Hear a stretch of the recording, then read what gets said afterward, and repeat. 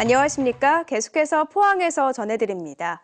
경북 동해안은 내일 대체로 흐리고 울진과 영덕에서는 밤사이 적은 양의 눈이 내리겠습니다. 아침 최저 기온은 영하 1도에서 1도, 낮 최고 기온은 8에서 10도로 오늘과 비슷하겠습니다. 바다의 물결은 동해 전해상에서 0.5에서 2m로 일겠습니다. 포항시는 이 생활하수를 처리한 뒤 남는 찌꺼기인 하수 처리 찌꺼기를 건조시켜서 화력발전소의 보조 연료로 재활용하고 있는데요. 벌써 올해로 4년째인데 폐기물도 처리하고 수익도 올려 일석이조의 효과를 얻고 있습니다. 장성훈 기자입니다.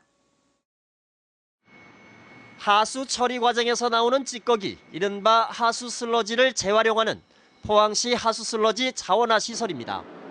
지역 5개 공공하수처리장에서 발생하는 하수 슬러지는 이곳에서 건조와 악취 제거 과정을 거치면 열에너지원으로 쓸 수 있는 수분 5% 미만의 고형연료가 됩니다.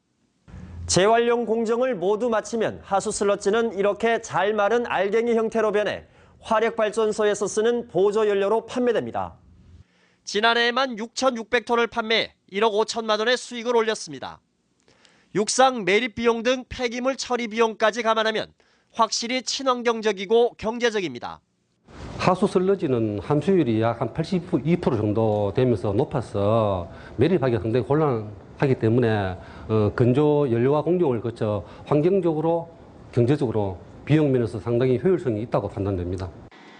포항에서 매일 발생하는 하수 슬러지는 대략 127톤. 이 가운데 81%인 103톤은 고형연료로 만들어져 전국 최고의 시설 가동률을 기록하고 있고 나머지는 시멘트 공장 등으로 보내져 재활용됩니다. 포항의 건조 연료화 시설이 가동률이 현재 96%입니다. 전국에 비해서 월등히 높다고 이렇게 생각되고 있습니다. 포항시는 런던 협약에 따라 지난 2013년부터 하수 슬러지의 해양 투기가 전면 금지됨에 따라 178억 원을 들여 1일 130톤 처리 용량의 하수 슬러지 자원화 시설을 지어 지난 2012년 하반기부터 가동해 오고 있습니다. MBC 뉴스 장성훈입니다.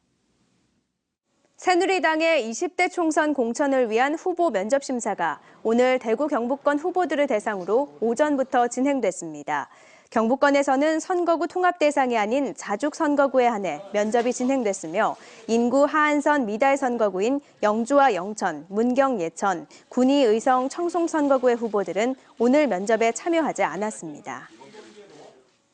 경북선거관리위원회는 허위 경력을 언론 등에 공표한 20대 총선 새누리당 포항 북구 예비후보 A씨를 대구지방검찰청 포항지청에 고발했습니다. 경북선관위는 A씨가 지난달 11일 기자회견을 하면서 청와대 고위공무원단 임명과 차관급 모 위원회 위원장 4년이라고 경력을 소개했는데 확인 결과 고위공무위원단 임명된 사실이 없고 모 위원장도 차관급으로 볼 수 있는 근거를 확인할 수 없었다고 밝혔습니다. 또 이런 허위 경력을 페이스북 등에 게시한 혐의로 A씨의 측근 1명도 검찰에 고발했다고 덧붙였습니다. 20대 총선 선거구 획정위가 오늘 회의에서도 선거구 획정을 위한 합의 도출에 실패했습니다. 획정위는 오늘 오전 전체 회의를 개의했지만 경북의 안동 예천 선거구 통합 등에 대해 위원 간 의견 차이를 좁히지 못했습니다. 획정위는 연일 이어지는 회의로 피로가 누적돼 오늘 오전까지 회의를 마치고 내일 오후 2시에 회의를 재개하기로 했습니다. 이에 따라 당초 오늘 처리될 예정이던 선거구 획정안 등의 공직선거법은 오는 29일 본회의에서 처리될 것으로 보입니다. 한국농업경영인 경상북도연합회는 성명을 내고 여야가 합의한 선거구 획정 기준에 따르면 경북의 농어촌 지역구에 2석이 없어지게 된다며 농업 분야의 인재를 국회 진출 가능성이 더 좁아질 것이라고 우려를 나타냈습니다.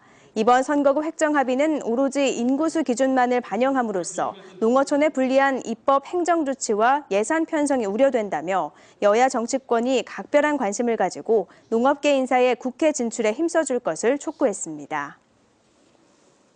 박명재 의원은 오늘 국회 본회의장 앞에서 테러 방지법 처리에 반대하며 무제한 토론에 나선 야당에 맞서 피켓 침묵 시위를 했습니다. 박 의원은 대한변협도 테러 방지법에 인권 침해 우려가 없다는 의견을 밝혔다며 야당이 국민의 목숨을 볼모로 국민 안전을 팽개치고 정쟁에 몰두하고 있는 건 있을 수 없는 일이라며 피켓 시위의 이유를 밝혔습니다. 한수원 경주시대를 맞아 다음 달 20일까지 신사옥 입주와 직원들의 경주 이전이 이루어질 예정입니다. 이에 따라 경주시는 부시장을 단장으로 하는 한수원 이전 종합지원단을 구성하고 한수원 직원들의 이주와 업무 이전에 따른 행정적인 지원에 적극 나설 방침입니다. 또 공공기관 이전이 진행 중인 다른 혁신도시의 지원 사례도 벤치마킹해 정주 여건 개선을 위한 원스톱 서비스도 제공할 계획입니다. 도청 신도시의 유관기관 이전이 잇따르고 있습니다. 경북교육청이 이번 주 이사를 끝내고 다음 주 월요일부터 본격 근무에 들어가고 경북경찰청은 내년 상반기 이전 예정입니다. 경북개발공사는 청사 신축 작업이 진행 중인 가운데 내년 입주 예정이며 경북보훈회관은 올 하반기, 경북여성가족플라자는 2018년, 경북정부지방합동청사는 2019년 이전 예정입니다. 그러나 대구 경북에 있는 경상북도 유관기관 219개 가운데 이전 희망기관이 105곳이고 경상북도의 유치 목표는 130곳이지만 나머지 대부분 기관들은 이전 시기를 확정하지 못하고 있습니다. 경상북도와 대구시는 오늘 서울 프라자 호텔에서 중국인 대구 경북 방문회해 선포식을 개최했습니다. 두 도시는 대구의 쇼핑과 경북의 문화유산을 결합한 공동 상품을 소개하고 중국 현지 여행사 4곳과 업무 협약을 했습니다. 또 배우 이상윤을 홍보대사로 위촉하고 중국인 관광객들이 자주 찾는 청계광장에서 홍보 조형물을 제막했습니다. 포항시 흥해읍 마산리와 북송리 등 7개 마을 주민들은 현재 추진 중인 흥해 우회도로를 뚝방형이 아닌 평면형으로 건설해 줄 것을 요구했습니다. 주민들은 높이 8m로 흙을 쌓아 우회도로를 내면 삶의 질이 떨어지고 집가 등이 하락된다며 평면 도로를 요구하고 3,000명의 서명을 받은 데 이어 반영되지 않으면 전 은민들과 함께 대응하기로 했습니다. 이에 대해 부산국토관리청은 평면으로 도로를 내면 신호등이 생겨 교통 정체 해소라는 취지가 훼손된다며 난색을 표하고 있습니다. 흥해읍 성곡리에서는 용천리를 잇는 흥해 우회도로는 길이 6km, 폭 21m로 지난해 시작돼 오는 2021년에 준공될 예정입니다. 포항해경은 개체수가 급격히 줄고 있는 대게 자원 보호를 위해 다음 달 1일부터 해상 특별기동 단속반을 투입해 대게 불법 포획을 단속합니다. 고속경비정 5대와 150여 명으로 구성된 기동 단속반은 암컷 대게나 어린 대게가 유통되지 않도록 해상에서 차단하고 불법 어획한 대게를 적발해 바다로 되돌려보내는 임무를 맡게 됩니다. 단속을 피해 달아나는 어선은 육해군 레이더 기지의 협조를 얻고 특공대원들이 탄 고속단정을 출동시켜 끝까지 추적해 검거할 방침입니다. 포항 스틸러스 15세 이하 팀인 포항 제철중학교 축구팀이 오늘 전북 군산에서 열린 2016 금석배 중학교 축구대회 결승전에서 인천 광성중학교를 2대0으로 물리치고 우승을 차지했습니다. 포항 유소년 팀은 이번 대회에서 7경기를 치르는 동안 22득점, 2실점을 기록하며 유소년 축구 최강자의 모습을 보여줬습니다. 국립경주박물관은 한일 국교 정상화 50주년 기념 특별전, 일본 고훈문화전을 성황리에 마쳤다고 밝혔습니다. 포항 MBC 이브닝 뉴스를 마치겠습니다. 고맙습니다.